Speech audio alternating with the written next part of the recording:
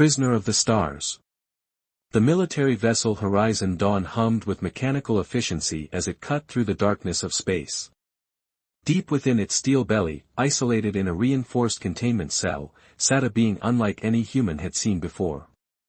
The alien prisoner, whom the crew had begun calling Zephyr for the whisper-like sounds she occasionally made, remained motionless in the center of her cell, violet eyes fixed on something beyond the visible spectrum.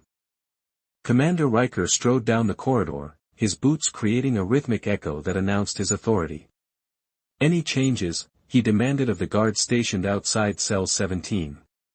"None, sir." "Still won't communicate. Won't touch the food. Just sits there," reported Officer Tanner, shifting uncomfortably under his superior's glare. "Increase monitoring. Director Frost arrives tomorrow. He wants results, not excuses." Riker's voice carried the edge of someone feeling pressure from above. "And get Holt in here. Maybe he can make sense of her biological readings." After Riker departed, Tanner sighed and leaned against the wall. 3 weeks and she hasn't said a word. Not even a scream during the tests. Creepy if you ask me. His colleague shrugged. Orders are orders. She's an asset, not a guest. Inside her cell, Zephyr's elongated ears twitched slightly at their conversation.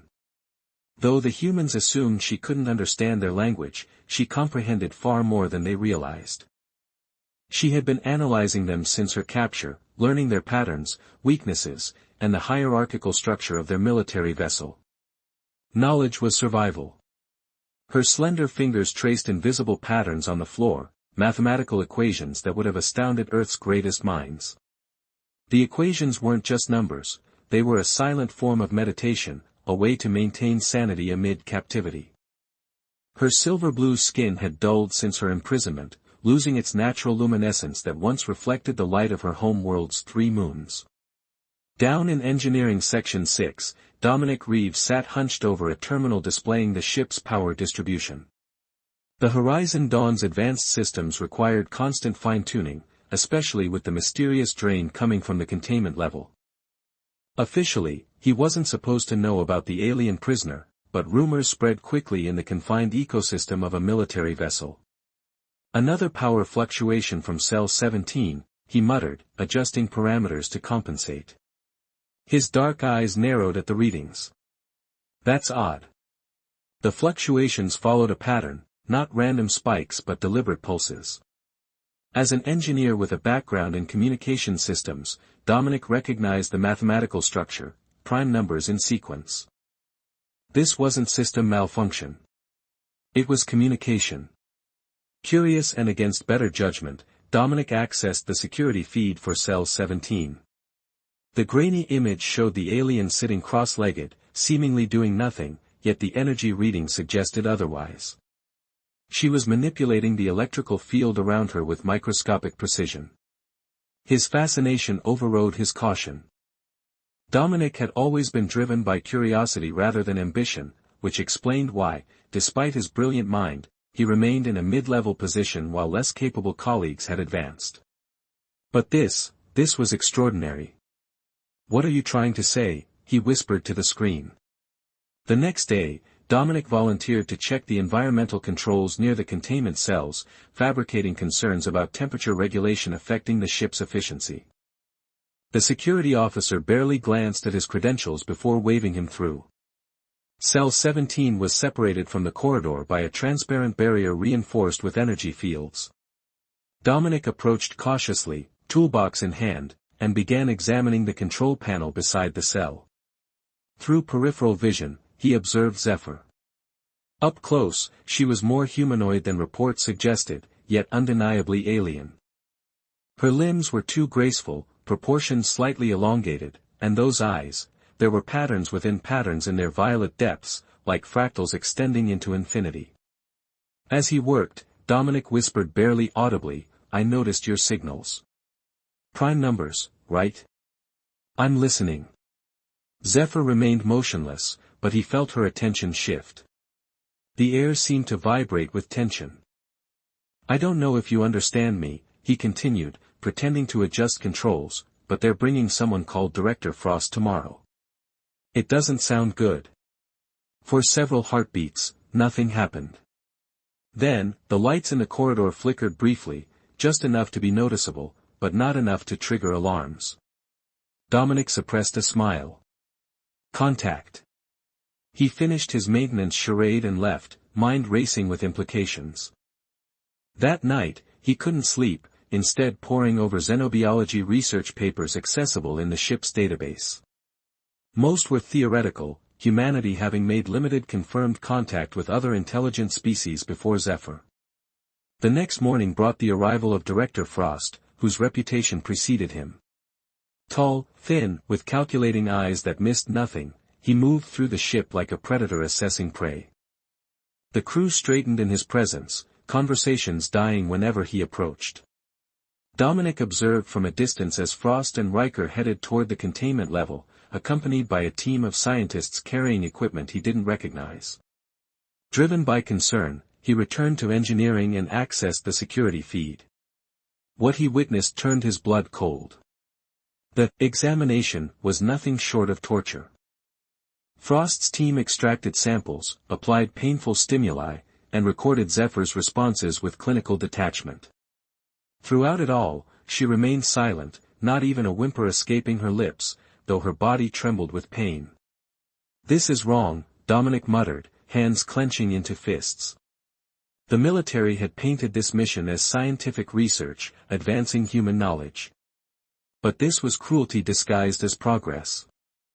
When night cycle came and the ship's activity diminished, Dominic made his decision. Using his engineering clearance, he created a maintenance issue that required him to access the environmental systems near Cell 17 again. The night guard, drowsy and bored, barely acknowledged him as he began working on a panel near Zephyr's cell. This time, he came prepared. Using the ship's internal communication system, he transmitted a series of energy pulses, prime numbers, mirroring her earlier pattern. Zephyr's head lifted slightly, eyes focusing on him with unsettling intensity. "I want to help," Dominic whispered, not looking directly at her. "What they're doing is wrong." For the first time since her capture, Zephyr moved deliberately. She approached the barrier separating them and placed her palm against it. The energy field crackled but remained intact. "I cannot speak as you do," came a voice directly in Dominic's mind, causing him to jerk back in surprise. "But I can share thoughts with those who choose to listen." He stared, heart pounding. Telepathy, theoretical in humans but apparently natural for her species. "They seek our world's location," the voice continued in his mind. "My silence protects millions. I will die before revealing it." Dominic glanced nervously at the security cameras. "I don't have much time. What can I do?"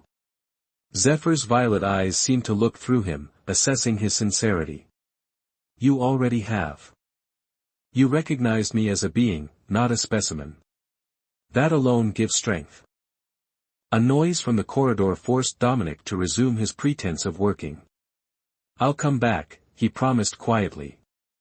As he gathered his tools, Zephyr's voice touched his mind once more. "My people have a saying, the universe places unlikely souls together when something greater than themselves must be accomplished." Dominic left with those words echoing in his thoughts, unaware that his simple act of compassion had just set in motion events that would forever alter the relationship between two worlds. A forbidden alliance. Director Frost's arrival transformed the Horizon Dawn from a disciplined military vessel into a pressure cooker of tension. The crew moved with heightened alertness, conversations hushed, eyes averted. In his quarters, Dominic reviewed the ship schematics, searching for ways to access Cell 17 without detection. The risk was enormous, but after witnessing Zephyr's treatment, he couldn't stand by silently. 3 days had passed since their telepathic connection, and the experiments had intensified. According to whispers in the mess hall, Frost had authorization to use enhanced techniques to extract information from the alien prisoner. The euphemism disgusted Dominic. Lieutenant Nadia Volkov from Medical approached his table, setting down her tray with deliberate casualness. Her Russian accent thickened as she leaned closer. You've been to containment level 3 times this week. People notice. Dominic froze mid-bite. Environmental systems needed recalibration. I've seen the reports on the prisoner. Her voice dropped further. Cellular regeneration unlike anything we've documented. They're seeing how much damage she can take before permanent injury. It's barbaric. He studied Nadia's face, searching for a trap. Why tell me this? Because you're the only one who looks at the cell feed and sees a person, not a lab specimen. She slid a medical keycard across the table beneath her napkin. Midnight to 4 a.m. Security rotation creates a blind spot in the monitoring. Whatever you're planning, do it then. Before he could respond, she stood. I never had this conversation with you. That night, Dominic used Nadia's keycard to access the medical supply room. He gathered nutrient concentrates developed for critical patients, tasteless, odorless, and highly efficient. He also took a neural inhibitor designed to suppress pain signals for terminal cases. Technically, it was theft. Morally, it was the least he could do. The corridor to cell 17 was dimly lit during night cycle. Using his engineering override and Nadia's medical clearance, Dominic bypassed the primary security locks. His heart hammered against his ribs as the door slid open with a soft hiss. Zephyr sat motionless in her cell, but her eyes opened immediately. Even in the low light, he could see the marks from the day's examinations, silver lines across her blue skin where they had extracted tissue samples. I brought nutrients, he whispered, approaching the control panel that would open a small transfer compartment into her cell. And something for the pain. Why risk yourself for me? Her voice in his mind was weaker than before. He worked quickly, programming the compartment to open on her side. Because what they're doing is wrong. Because you're suffering. Isn't that enough?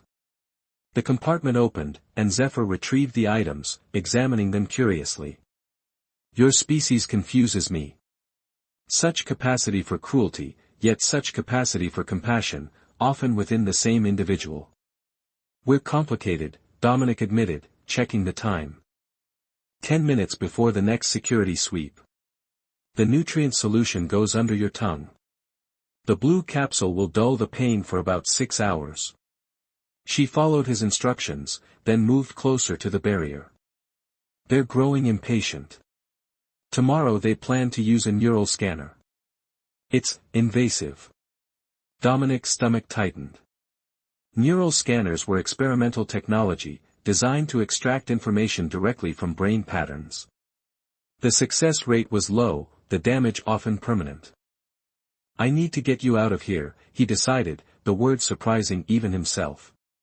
Impossible. The ship is in deep space, and even if we reached a shuttle, where would we go? Your government would hunt us. Then we need a better plan than just painkillers and midnight visits.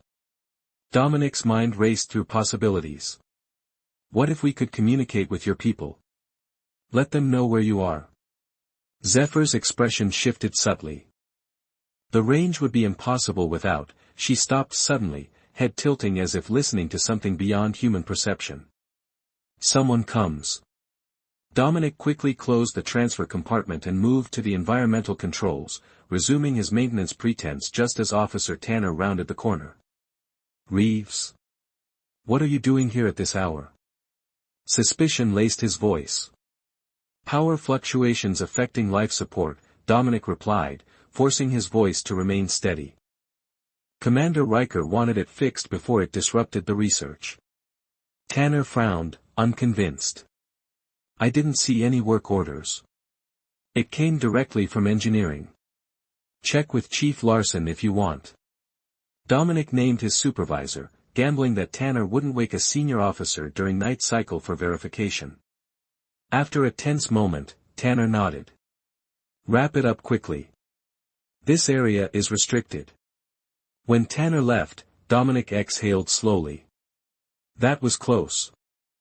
Too close, Zephyr agreed, her telepathic voice tinged with concern. You should go. "I'll find a way to help you," he promised. "Just hold on." As days passed, Dominic established a pattern: midnight visits under the guise of maintenance, bringing nutrients and pain suppressants. Each visit, they exchanged more information. He learned about her world, a binary star system with evolved technology based on principles Earth scientists had barely theorized. She learned about humanity's complexity, their art, music, philosophy, alongside their capacity for violence and prejudice. During one visit, Zephyr revealed something unexpected. "My species communicates through a network, a collective consciousness we can access at will while maintaining individuality. Distance limits connection, but with a strong enough amplifier. You could contact your people," Dominic finished, excitement building. "What kind of amplifier?" "The ship's communication array could be modified, but we would need access to the main controls. That's on the bridge. Heavily guarded, constant monitoring."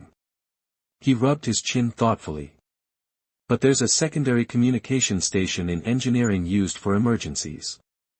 It's not as powerful, but I have access." They began planning in earnest, a dangerous dance of calculated risks. Dominic smuggled components from various ship systems, building a converter that would translate Zephyr's telepathic frequencies into signals the communication array could transmit. Nadia provided medical data that helped him understand the aliens' neural patterns. What they didn't know was that Director Frost had begun noticing patterns in the security logs, the same engineer repeatedly accessing the containment level, power fluctuations coinciding with his visits, small discrepancies in medical supply inventory. One evening, as Dominic returned to his quarters after his shift, he found Commander Riker waiting outside his door. "Engineer Reeves," Riker's voice was cold. "Director Frost would like to speak with you about your recent maintenance work." Dominic's blood ran cold.